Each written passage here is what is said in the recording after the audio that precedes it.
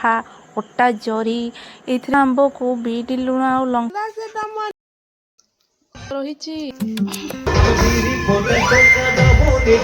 ଛିଣ୍ଡିଗଲାଣି।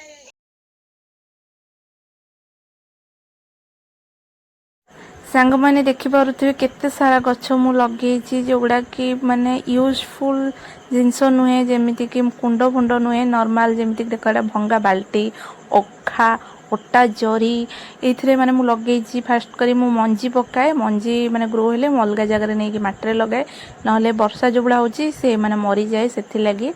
ଆଉ ଏଇଠି ମୋର ଲାଗିଛି ଜହ୍ନି ଗଛ, ମାନେ ସବୁ ପ୍ରକାରର ଗଛ ଲାଗିଛି। ଆଉ ଦେଖିପାରୁଥିବେ ସବୁ କିଛି ଏଠି ଅଟା ଜରି, ଦେଖ ଗୁଡ଼ା ଅଟା ଜରି, ଏଠି ବାଇଗଣ ଫାଇଗଣ ସବୁ ଲାଗିଛି। ଆଉ ଏଠି ଏତେ ଜୋର ବର୍ଷା ହେଉଛି ଯେ ଆମ୍ବ ବି ଝଡ଼ି ଯାଇଛି ଦିଟା। କଞ୍ଚା ଆମ୍ବକୁ ବିଟ୍ ଲୁଣ ଆଉ ଲଙ୍କା ଲଗେଇକି ଖାଇବାକୁ କାହାକୁ ପସନ୍ଦ ମୋତେ ନିହାତି ଜଣାଇବେ, ମୁଁ ତ ଆଗକୁ ଖାଇବି। ଆଉ ଦେଖ ଏଇ ଗଛରେ ଆମର ଫାଷ୍ଟ ଟାଇମ୍ ଆମ୍ବ ହେଇଥିଲା, ଆଉ ଆମ୍ବ ଝଡ଼ି ଯାଉଛି, ହେଲେ ବି ମନ ବି ହୁଏ କଞ୍ଚା ଆମ୍ବ ଖାଇବା ପାଇଁ। ଆଉ ଫାଷ୍ଟ ଟାଇମ୍ ଗଛ ହିସାବରେ କେତେଟା 15-16ଟା ନା ଏଇଗୁଡ଼ା କେତେଟା ହେଇଥିଲା। ବହୁତ ଖୁସି ଅଛି, ଆମ୍ବ ମୋର ଯେହେତୁ ଫେଭରାଇଟ୍। ଆଉ ଗଳି ପଡ଼ିଛି ବୋଲି ଟିକେ ମନ ଦୁଃଖ, ବଟ୍ କଞ୍ଚା ଆମେ ଖାଇବା ଆଗକୁ। ବେଶୀ ଖୁସି ଲାଗୁଛି କି ମୁଁ ଏ ଗଛ ଲଗେଇଥିଲି ଆଉ ସେ ଗଛରୁ ମୁଁ ଆଜି ଫଳ ପାଇଛି, ସେଥିଲାଗି ବେଶୀ ଖୁସି ଲାଗୁଛି। କୁଆଡ଼େ ଗଲା ସେ ତମନ? କୁଆଡ଼େ ପଳାଉଛୁ ନ ଦେଖା କରିକି? ତମନ ପୁଣି ଗଲା। ତମନ ପାଣି ପିଉଛୁ? ତମନ ଜମା ଏ ଘରକୁ ଆସିବନି। ତମନ ଆଲୋ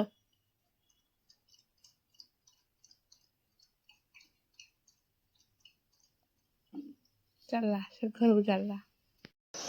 ପାଚିଲା ଆମ୍ବ ତ ମୋର ଫେଭରାଇଟ୍, ଫିର୍ ବି ମୋତେ କଞ୍ଚା ଆମ୍ବ ବି ଭଲ ଲାଗେ। ତ ଏଇଠି ମୁଁ କାଟିଥିଲି, ଆଉ ମୁଁ ଜାଣିଛି ମୁଁ ଏଇଠି ଖାଉଛି, ଆଉ ଯେଉଁମାନେ ଦେଖୁଥିବେ ତାଙ୍କ ପାଟିର ଲାଳ ବାହାରୁଥିବ। ତ ନିହାତି ମଝିରେ ମଝିରେ ଏମିତି ଖାଆନ୍ତୁ।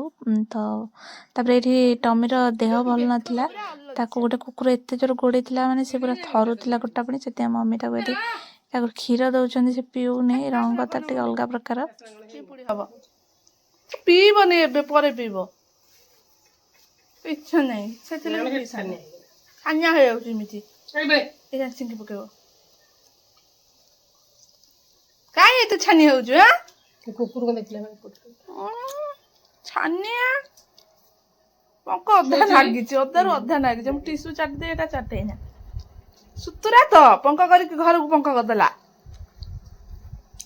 ଆସୁନଥିଲୁ ବା ଏ ଘରକୁ, ଯେତିକି ନାଶନା ହବ ଆସିକି ଏଇ ଘରେ। ଏ ଚାଟିଛି, ପାଣି ଗୁଡ଼ା ଚାଟିବ, ଚାଟିକି ସଫା କର ଜଲ୍ଦି। ଦିନରେ ବର ଆସିଥିଲା, ମମି ଯାଇଥିଲେ ଏଠି ଦେଖିବା ପାଇଁ।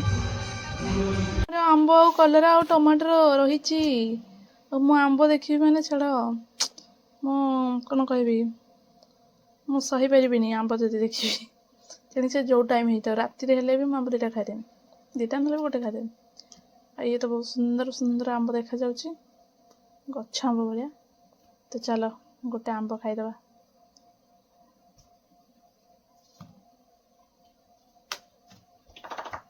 ଏଇ ପାଚିଲା ଆମ୍ବଟା ଖାଇବା, ଏଇ ପାଚିଲା ଆମ୍ବଟା। ତ ଆପଣଙ୍କୁ ତ ଜଣାଥିବ ମୋର ଆମ୍ବ ଯେହେତୁ ଫେଭରାଇଟ୍, ଯେତେବେଳେ ବି ହଉ, ରାତି ଦିନ ଯେତେବେଳେ ହଉ, ଆମ୍ବ ଯଦି ମୋ ଆଖି ଆଗରେ ପଡ଼ିଲା ମାନେ ମୁଁ ତାକୁ ଖାଇଦିଏ। ତାପରେ ଆମର ଆଜି ଖାଇବାକୁ ବହୁତ ସାରା ଆଇଟମ୍ ହେଇଥିଲା, କିନ୍ତୁ ପଖାଳ ଭାତରେ ପାମ୍ପଡ଼ଟା ନହେଲେ ବି ମମିଙ୍କର ହୁଏନି। ତ ସବୁଥିରେ ମମି ପାମ୍ପଡ଼ ଖାଆନ୍ତି। ଆଉ ଏଠି ମୁଁ ଆମ ଗଛ ଆମ୍ବ ଫାଷ୍ଟ ଟାଇମ୍ ଖାଉଛି, ମାନେ ପାଚିଲା ପରେ ଭଲସେ ମିଠା ଲାଗୁନି, ତାକୁ ଟିକେ ଚିନି ପକେଇ ଖାଉଛି। ତାପରେ ରାତିରେ ଆସିଥିଲା ପରେ ଏତେ ଜୋର ଆବାଜ ହେଉଥିଲା ଯେ ମମି ଏଠି କାନରେ ହାତ ଦେଇ କିନ୍ତୁ ଦେଖା ହବ। ଆଉ ମୁଁ ଯୋଉଠି ଛିଡ଼ା ହେଇଛି ଦେଖିପାରୁଥିବେ, ଏଠି ଏତେ ଗଛ ହେଇଯାଇଛି ଯେ ମୋତେ କିଛି କ୍ଲିଅର ହିଁ ଦେଖାଯାଉନି। ରାସ୍ତା ଯେତିକି ସେଥିରେ ବି ଗଛ।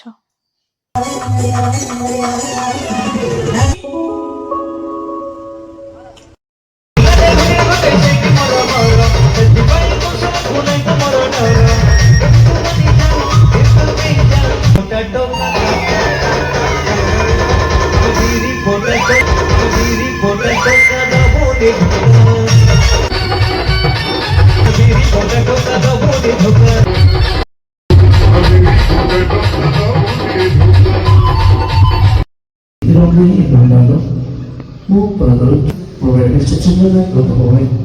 So, Papa.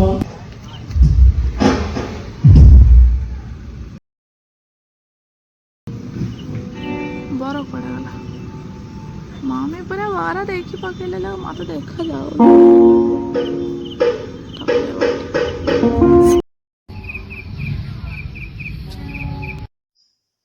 चलो टॉमी को घर को जेहेतु आज टॉमी तांको घरे थिला तापाई नेकी जाउथलु खाइबाकू अंडा और रुटी की जाइथिलु आउ एठी देख हम घर पाखर बाहर घर बाहर माने जस्ट जो लाइट जलुची सेठी होची हम टॉमी घर आ टॉमी माने अलगा प्रकार रो खुशी तार काली सोईची ये तो आखि जोड़ची जे बाड़ी दे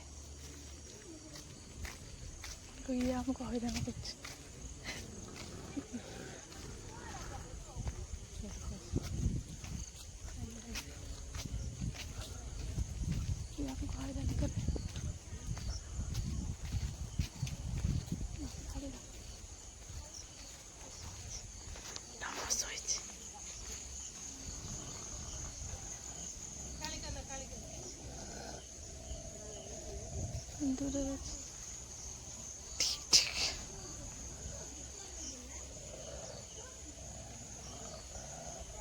देखा जाए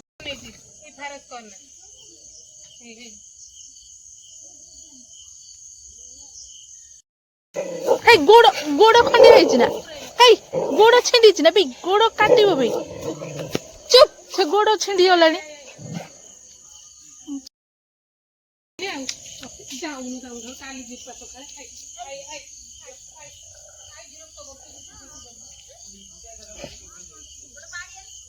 काली जीबू जा